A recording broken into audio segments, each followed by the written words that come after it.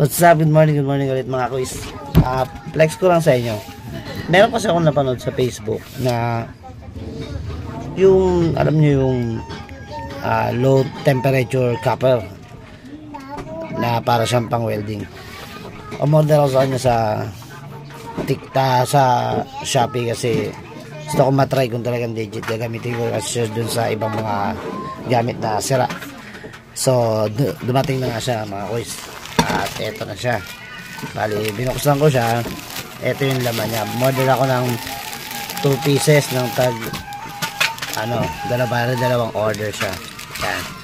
Yan yung tsura niya mga kuis. Nagkanda, putol-putol na ako. Yan.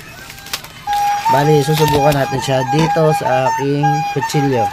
So yung kutsilyo ko, ayan, kung napapansin nyo mga kuis, putol na yan. Masakit sa kamay pag medyo matigas din sa kamay mo, kumaangat siya, nakakasugat. Bibili na sana ako ng bago, pero nanghihinayan kasi ako. Ang bilis na ito patalimin, hindi mo siya kailangan ng hasaan. Kahit sa bato, iasa mo, maganda siya. Ito mga kuis, tagal na rin sa amin to. Galing pa to sa kapatid ng asawa ko, parang pre nila dun sa binila nilang grocery ay market. So yun na mga kuis, try natin kung talagang legit na magagamit to na parang welding. Meron tayo kandila kasi wala tayong lighter, magkandila lang tayo. Ang mga bata, hindi ito pang bata, wag gagayain.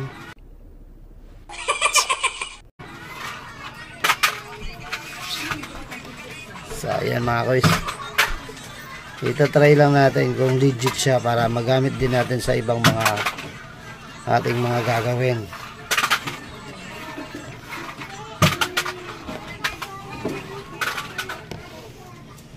So ayan mga kuis, bubuksan natin isa, tingnan natin kung legit siyang nagagamit talagang pandikit at kung matibay. Okay. Putol-putol.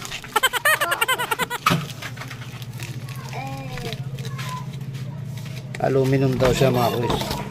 Mukha naman kasi yung mga basag niya parang low temperature aluminum mga kuis. Susubukin natin siya rito. Oo nga, mabilis siyang matunaw mga kuis.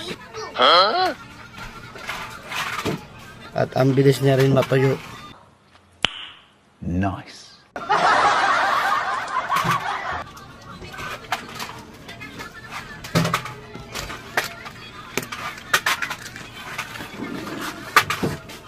Nag-aapoy siya mga kuis pagka maganda. Parang magandang klase talaga siya. Ayan o, naiiwanan siya ng apoy. Tapos ang bilis niyang matuyo.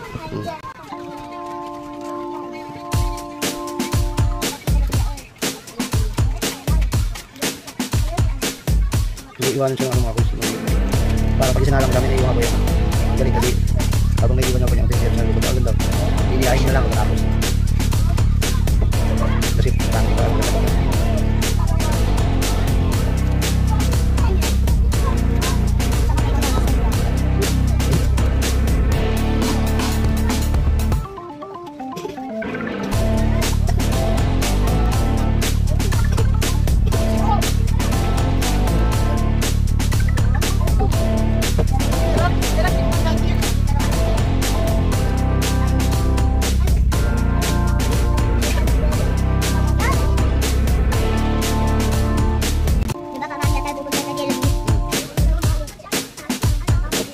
no?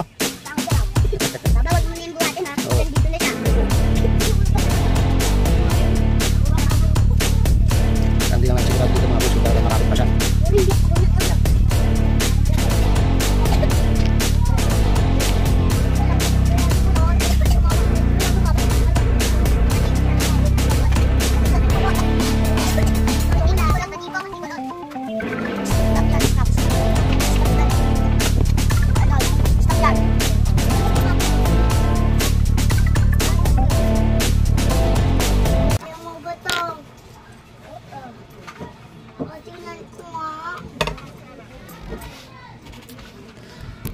So ayon sa naobserbahan ko mga kuis, Parang negative siya. Kasi tingnan nyo. Wala. Tutungkab din siya. Hindi siya kumakapit mga kuys.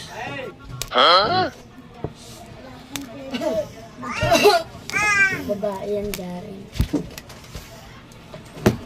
Negative siya mga kuys para sa welding. Ko talaga. Wala na. Oh. Bakit may pepe ka ba? Gusto mo? Uy na ko. Wala na. Hindi ka na bubawatan kasi talo mo sa kanya pa. Negative po siya mga kuys. Huwag na kayong umorder na ito. Ay. Abot ko yan. Huwag na kayong umorder na ito kasi oh. Ayan na lahat ng negosyo ko na dinikit ko. Wala ka dyan. Legit, mabilis siyang matunaw. Nalulusaw, parang welding rod. Pero hindi siya kumakapit. Ayan. So, X tayo dito mga kuys. Wala kwenta. Tayo order na ito mga kuys. Hindi siya legit na kumakapit. Legit siyang nalulusaw.